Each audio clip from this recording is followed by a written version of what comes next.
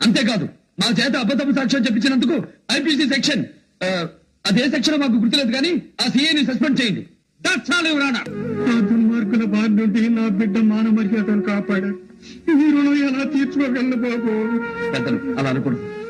ఈ చెల్లికి ఒక తోడబుట్టిన వాడు ఉంటే ఏం చేసేవాడు? నేను అదే చేశాను. బయలుదేరండి. ఎంపీనే కొడతావేంటి? ఇక్కడ పడే లోపు అక్కడ కమిట్ అయ్యాడు. మినిస్టర్ ని నన్నే కొడతావా? నీకు మూడింది.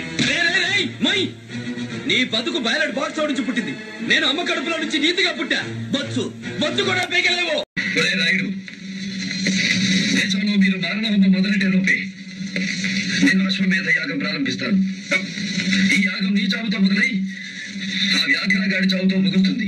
దేశ శాంతి భద్రతను, దేశ ప్రతిష్టను దెబ్బతీసేందుకు సిద్ధపడిన మీ ముగ్గురిని బలి తీసుకోవడమే నా ఈ అశ్వమేధ యాగ లక్ష్యం.